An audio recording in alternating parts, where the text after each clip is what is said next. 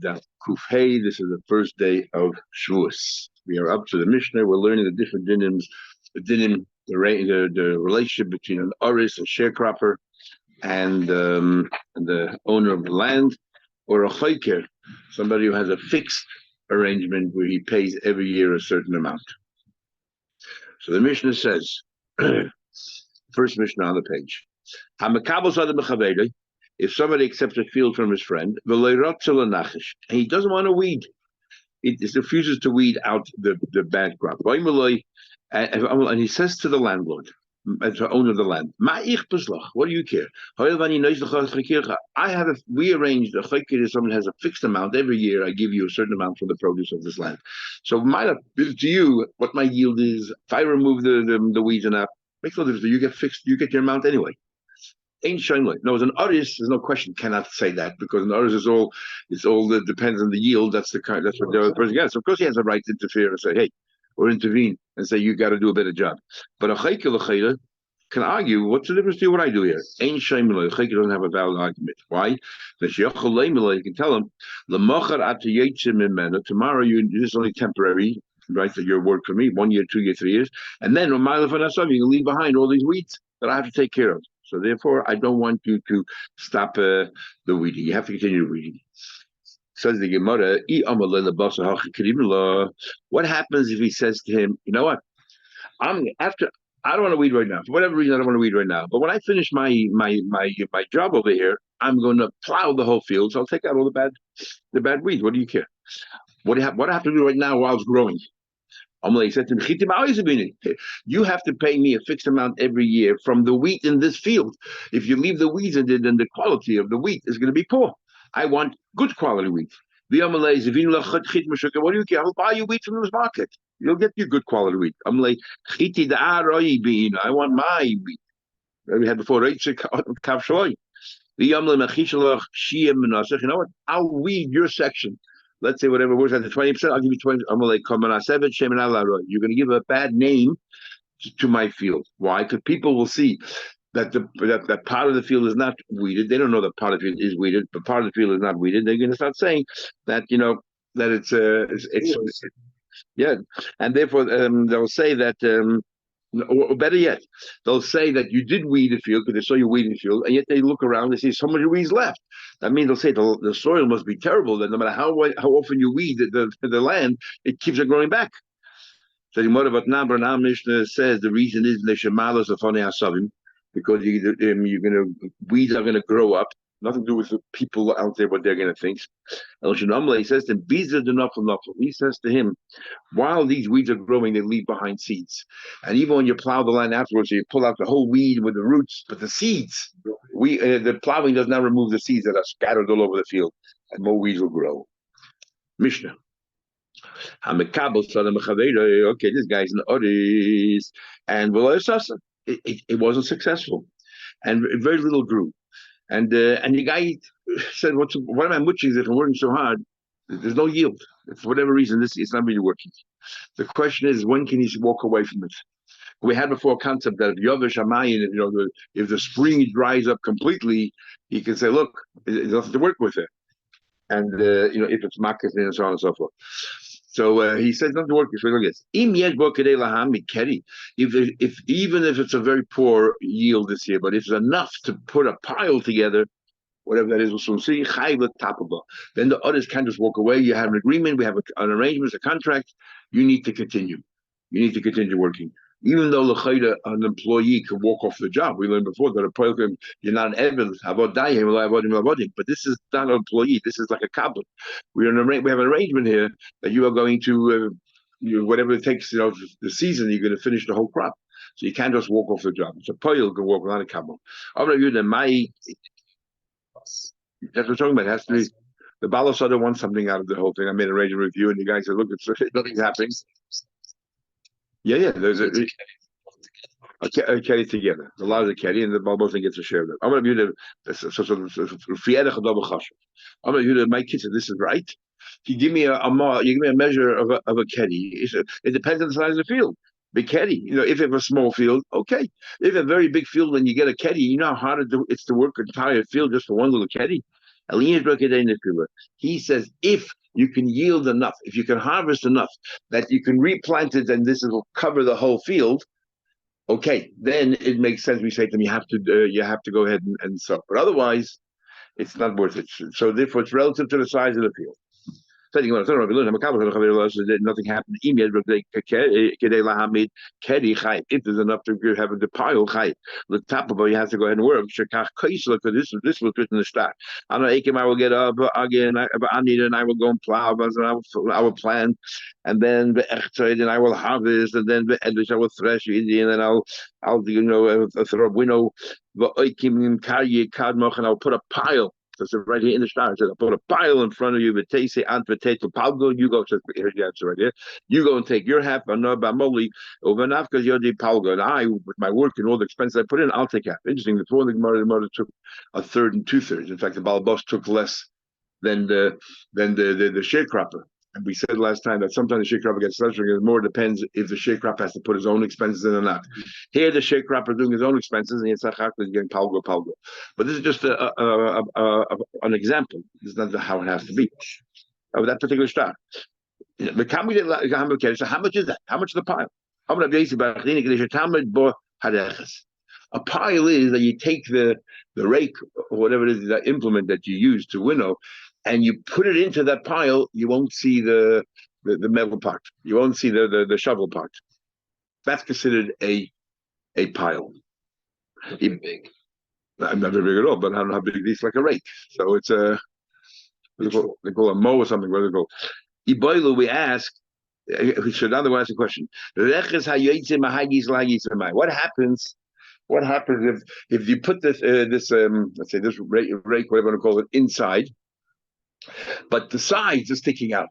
Is the main thing the top or the side? That's how Rashi some of the Shem learns. I mean, Hanan learns which side of the rake are we talking about? Is the narrow side the hand on top, or we're talking about the wide side on the bottom, this part that scoops everything up? So the question is, which side are we talking about? The narrow side, so you have to have very little, or we're talking about the scooper part, and therefore it's much bigger. So the Gemara touch my company. I'm going to rule the demon fast. The culture ain't kindness that the kindness, which is the scoop. So this, according to Chananel, this answers the question. It's the scoop side, and according to Rashi, it's the entire scoop side shouldn't see the sunlight. It should be completely covered, sides as well. Itma Levi says Shorosh Soyin. He says it's the size of 3 Soyin, and Rabbi Yana Sosayin. That has to grow a yield. So how much is that? Generally speaking, so according to Levi, it's 3 saw of the. You have to have a yield of 3 saw, and according to Rabbi Yana, you have to have a yield only of 2 saw. Produce such a small. It could be a big field, a terrible, it's a drought, and nothing really is growing. When we say Sosayim, it's Chutzman Haitzah. He has to first be able to deduct. If he brought the seeds in or whatever other expenses he has, deduct it, and then if there's still a profit of 2 saw, that's considered a yield sufficient to force him to go ahead and work the field. And as we learned, very interesting lashon, the pritzim amongst the olives. We'll soon see what that means. The poor quality grapes and olives that will never really ripen. Beishamai says still food, and therefore it's vulnerable, susceptible to tumor. And Basil says metai, that's not called food. It will never mature, and therefore that's not called food. My pritze, the expression pritze zeisim. Hear this? We call zeisim a Russia because they'll never mature. Interesting Russia. Why call it a Russia? Psilis. Why Russia? I looked up, I couldn't find anything. Anyway, I'm going to be said, my Korab, where do you find the Losha Pritzim, which means Russia? Where do you have such a pasuk? So it says there, but Daniel, Ubenei Pritze Amcha, that the children of the Pritzim of your nation, Yenosul Hami Chazain, they're going to go ahead there and they're going to have to stand up their own visions, and they will stumble in it. No, they're bad people. By Yecheskel it says, Ben Parit Sheikh Dam. Much more to the point. That the Ben Paris will be this person, the Ben Paris, who will go ahead and spill innocent blood. So he's a Russia. Very interesting. So he says over here, how much of Pritzezeisim? What do you mean? How ripe can they be that you say they call pritzin. Arba kavin lekoida. Well, wouldn't that be why they call it the Rasha for the Zaysim? Because he's just using Cheskel's terminology. Yeah, he is, but it's still odd. I mean, there are other words that might be just as appropriate. Yeah. Usually the word is choiles, poor quality. We use the word voice. Grapes are never ripen, or it's just an odd lashon. Okay, so as arba kabin lekoida, when you put under a beam, the way it works about olives, you put all the olives there, set up, then you put this heavy beam and sits there and it crushes them. So if you have 4 kavin to a koida in one go, and if they only produce 4 kavin of oil, the amount of olives you put in the length of the beam is a lot of olives, and you only produce 4 kavin of oil or less, that's called pritze zaysim. I mean, the zaysim are useless. There's so little oil that comes out. Rabbi Yana is a saw has 6 kavim, so 2 saw has 12 kavim. So if we'll soon see the bigger amount, he had a bigger amount of olives placed under the beam. If it produces less than 12 kav of oil, that's called pritze zaysim. So this is a ratio of 1 koy, which is 30 saw. If you have 30 saw of olives and all it produces is less than 1 saw, 4 kavin of oil, then that's useless. That pritze. Or and the other one had 3 koy, so you had 90 saw, the same thing, same proportion, and 12 kav, same proportion. Tanna we learned Olu Elon. So what happened? We're talking about politicization, talking about immature things and weak trees. So we give some other examples, other halachas as well. Olu you have 2 people there. One person is tar, and one person is a zav who is tamei. And the guy who's tamei touches if the zav leans on you or you're leaning on the zav, you become tamei. So what happens if Olu Elon shekoichira? You climb the tree. Either the zav or the tar climbed the tree, and the other person was beneath him, and was very weak. We'll soon see the definition of a weak tree. Or of a or that branch. One guy was on the branch, and the branch was very, very weak. The din is tummy. That the person underneath, if the toy is tummy because the guy is over leaning on you, or fakert, if the toy was on the branch, he was leaning on the zov. So either one, he becomes tummy. So the Gemara says, what do you mean a weak tree? If you cannot take out, and the tree is so narrow, it's so thin that you cannot cut out a quarter of a kav. I'm not sure what these measurements are, how much it is practically speaking, but if you a quarter of a kav you cannot cut out of it, then it's not really a proper tree. And then what exactly bikoran means is what it means, right? It's the last part of the tree, the tree trunk before it turns into branches, or it means the bottom part of the tree, but one part of the tree is very thin. What do you mean branch is very weak? You put your hand around it, and you can't see the branch anymore. That was a very thin branch. It's not a strong branch at all to hold of a person. We learned base of process. We know there was a cave there, and might have been, it was threshed through. It was an animal who had plowed right through it. Everything broke apart. The skeleton broke apart, and we're worried there might be a bone the size of a barley scattered somewhere around the place. Now, if there is a bone there the size of a side of a barley, there's no oil. If you hovered over it, there's no din of oil there. However, what there is unless it's the size of a reva cup, a bunch of bones. But the din is if you touch it, maga, or haste it, if you push it, move it, then you become tummy. And the Rabbanan said that an area of 100 amas all around that cave is also, if it's not a basic chorus, because you might have moved this particular bone. So we're talking about it on top of stones that you could push around. Now, if it's in the dirt, of course you can push around. On top of stones, the stones themselves can move. You're getting a ride on top of another person. But you're not actually the one who's walking on the ground. Somebody underneath you, a person, and you're on top of that person. Or you're sitting on an animal, you're walking through this area called the base of pras. That these stones are mobile at the side. The person who's carrying you is weak, or the animal that's carrying you is weak. We'll soon see the definition of that. Tame. Therefore, it's as if you, the one on top, is actually the one pushing the stone. and therefore you become tummy. Or if it's an animal, it's weak animals, as if you, the one on top, is pushing, because you're not only guiding and steering, you're also like sort of helping, as if you're walking with him. What do you mean a person is weak? There are kavois of natures. That if you're on top of him, his knees are constantly wobbling because he can't really hold you up straight. Now, so the Shainim really ask, okay, you don't become tummy because the person is strong enough. So, right, you don't become tummy. But now the person on the bottom becomes tummy. Why aren't you tummy? Because you touched the person on the bottom. So Taisus here answers, the person on the bottom is a goy. And if, so it doesn't become too. But if he can't carry you, then it's as if you're the one who's walking directly on the ground, and therefore you're the one who becomes tummy. Or take another answer: the person at the bottom is wearing a lot of clothes. You're not touching his head. You're touching, let's say, his coat, whatever you're holding on to it, and he's wearing a lot of clothes. So it goes down and down and down until it reaches a level that beggar cannot be become enough. Okay, heichdam behema. What's the definition of a behema that's weak? It continuously excretes because it can't really carry it. Another thing, when it comes to tefillah, since we're talking about Rabbi Yana and these things, we'll continue Rabbi Yana. Tefillah and tefillin also have a measure of dalet kavin with tefillah. What will he talking about? 4 kavin is the shear, that maximum you can carry while you're davening, and by tefillin as well. What's going on here? So let's go start with tefillah.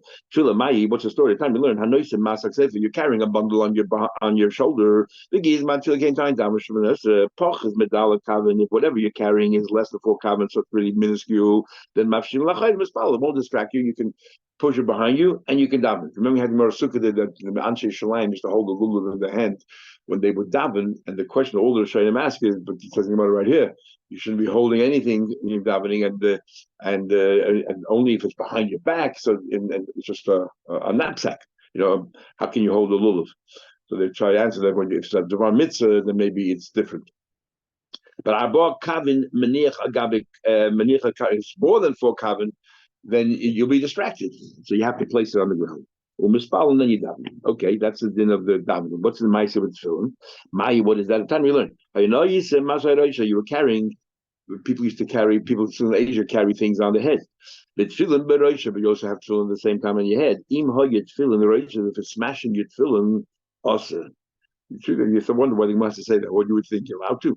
Because when you had to smash the roitza. $1,500 for a pair of tefillin back then, and it was a good deal. And I don't think we're paying that either anymore. It's $2,500. So am I right? The losses I bought a pair of tefillin. Yes, that's right.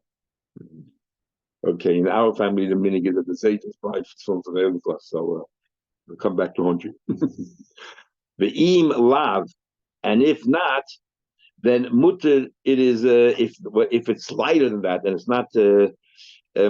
Rashi uses the word it's memach. It's mamish squishing it.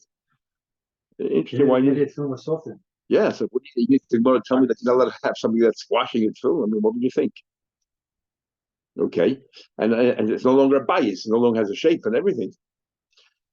The imla mutter be'eze masa amru. What's the taish carrying a bundle on your head that we're worried? The masa shalabos kavin. So 4 kavin come into this as well. If you're carrying fertilizer on your head, remember in those days they used to wear tefillin all day. So he's carrying fertilizer on his head. Don't take your tefillin and put it to the side of your head. It's a bizarre mitzvah. Don't take tefillin and wrap it around your gartel, around your loins, because you have this fertilizer in your head and you realize it shouldn't be together. If you're not treating tefillin with due respect. You put it on your left hand where your tefillin sheyad is. On your arm. Yeah. Now, interesting. It doesn't say put it on your right hand.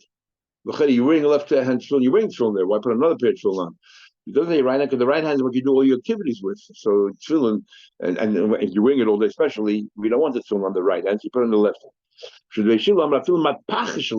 Even the shmata that you wrap up, whatever the kerchief, whatever it is, the cloth that you wrap the tefillin in, that you shouldn't put on your head. If you're wearing tefillin, you shouldn't have anything on your Yeah, yeah. Now, what's this wrapping? So Rashi said they used to wrap it full at night with this thing. Faces, I don't know what you're talking about. Gemara always talks about a tiki. You had a little, a special box, a special, like we have a zekel to put your tefillin in. What's this matpachas?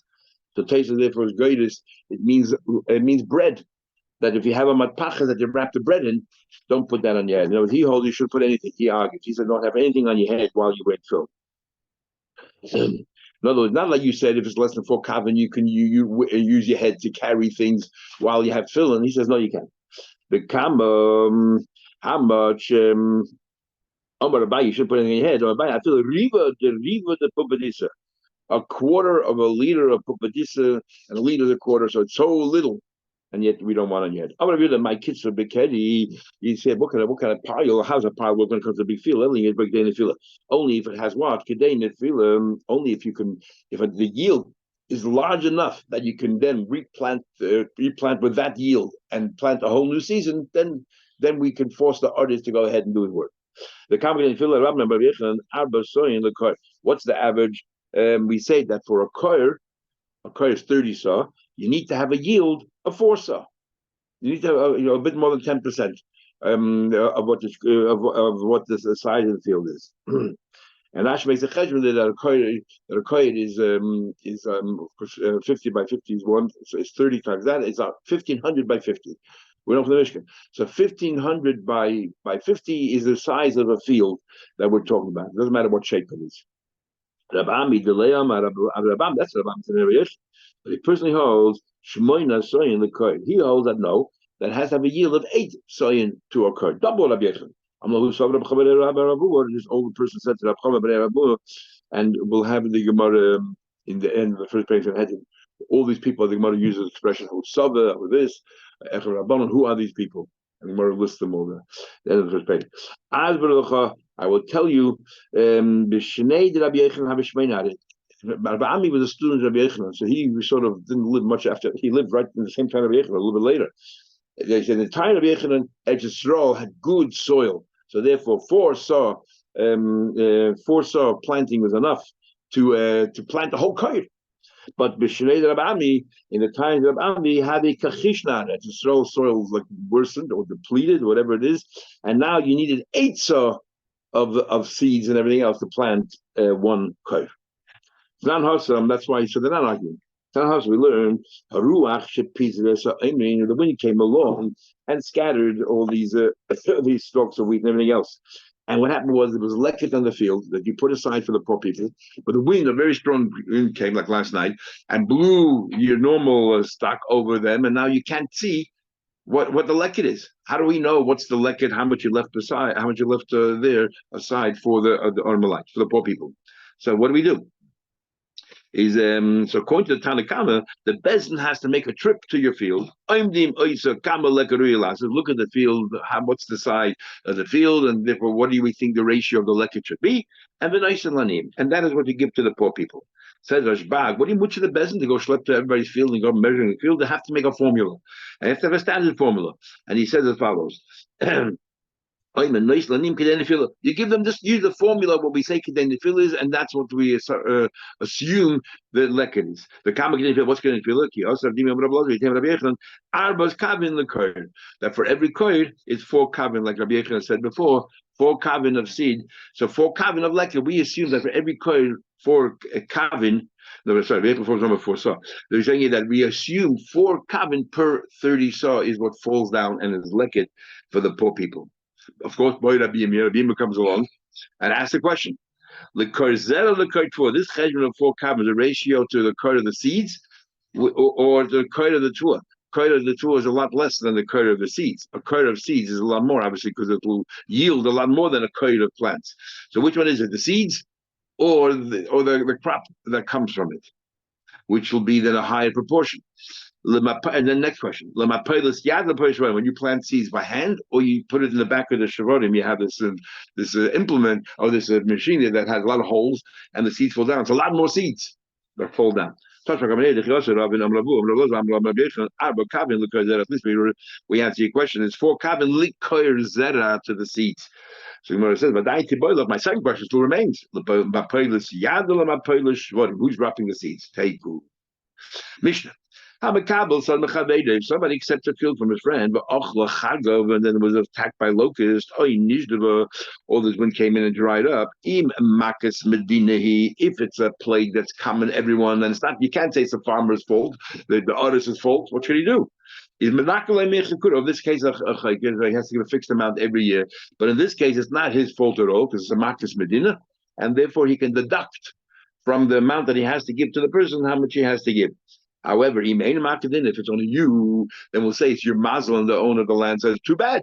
It's your bad mazel. We made up. You'll pay me so much per annum. That's what you pay me. We don't deduct it at all because he says it's your mazel. However, Yudah says it's still against mazel. Other guy owns other fields. It's a rich man, and the other fields weren't affected. But the Gemara will discuss that, by the way. Now, Yehuda says, "Im kibla heimena b'mois." If the deal was instead of giving me from the fruits every single year, the owner of the land says, "Give me every year a fixed amount of money," and the money wasn't in any way affected. Is bekach and even if it's a makas medina, you still have to pay the money. Because the normal way is that from the yield in this field, I will give you every year an X amount. But over here, the yield, there is no yield in the field, and it's a makas medina. What's the definition of makas medina? So Rabbi Yehuda says going to Ishda Ruba de Baga.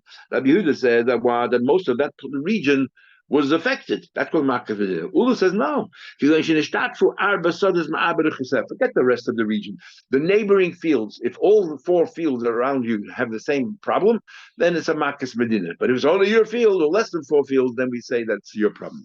And now Ula asks questions on his own. Amarula, boy marava. They asked that so about me, my shitter. Nishnev tell him what about if only in all 4 fields, but not the entire field are ruined, only 1 row in each field, 1 furrow? What happens then? Is that called makim then or not? Next question. Nishtayet tell him most of the fields around us, around this middle field, were affected, but there's 1 row in each field that's spared. Is that called a makim then? If you give what happens between you and the 4 field around you? There's a fallow land that wasn't worked at all, so therefore nothing happened. So, but the fields after that were affected, but they're not neighboring, they're not contiguous. How do we treat that? Is that considered makas medina or not? What about a safshamai? What about the field in between is growing animal fodder, not normal tvua? Do we say that these fields weren't affected because they don't really grow any real food, only for animal fodder? Or do we say had it been wheat, maybe it would have been affected?